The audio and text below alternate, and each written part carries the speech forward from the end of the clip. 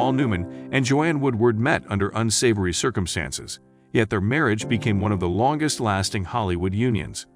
They successfully raised their 3 children together in their 1900-era carriage home in Connecticut, where the actor wanted to take his final breath. When they first met, Newman, 28, was only breaking into the acting scenes and had made his Broadway debut in the play Picnic, in which Woodward was an understudy. During filming, Woodward got so hot in her heels and gloves that she sought relief in the agent's office, where she met Newman. Woodward thought Newman was just a pretty face and was not very impressed with him. Things were, however, different for Newman, who was impressed with the blonde beauty and thought of her as independent and modern.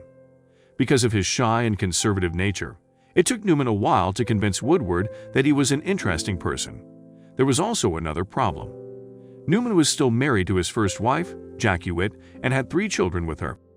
Woodward did not want to break a marriage, so the two became friends and stayed in touch for years. As fate would have it, the pair reconnected in 1957 during the filming of The Long Hot Summer, and their chemistry was off the hook, both on and off screen.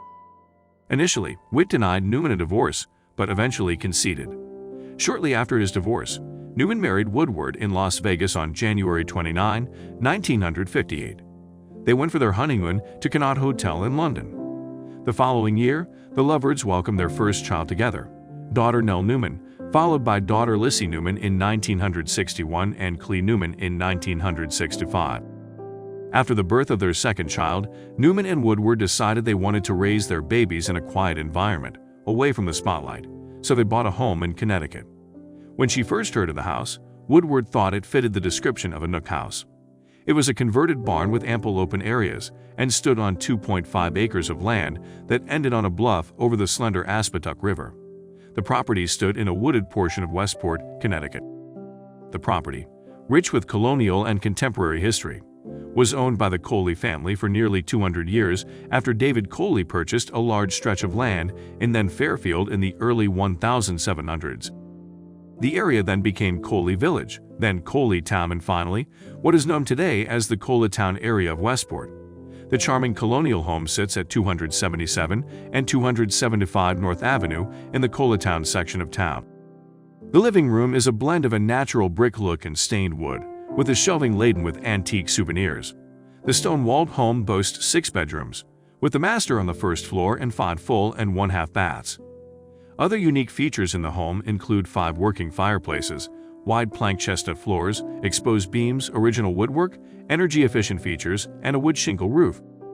The home also has a wine cellar, tasting room, patio, porch, and 2 pergolas just outside, where a gravel-filled driveway cascades around beautiful bushes along 355 feet of river frontage. It also boasts well-manicured lawns, formal and informal gardens, and a heated Unite in-ground swimming pool where residents of the home can relax and have a good time. Vintage stone walls and mature trees mark the garden's entirety, which opens into the river.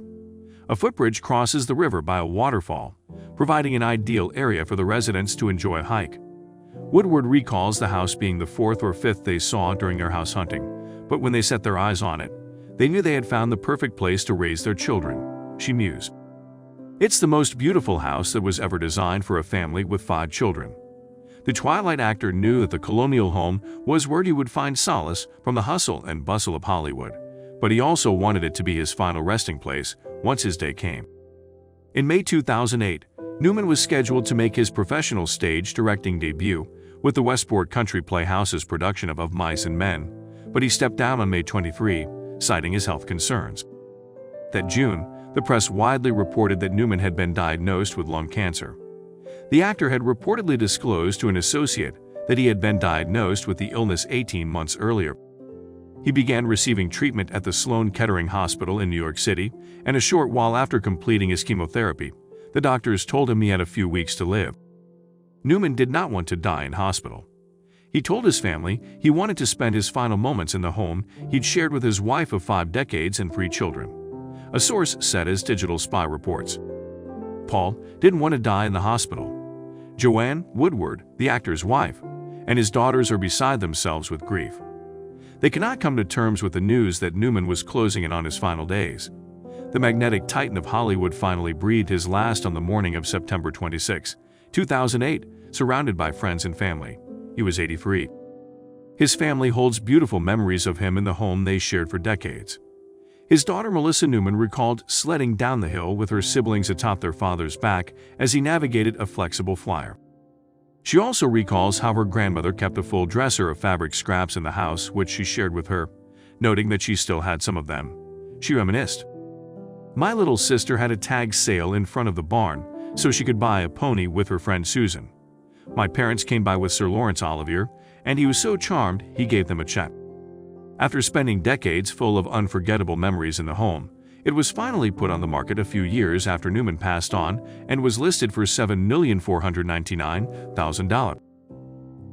End of story.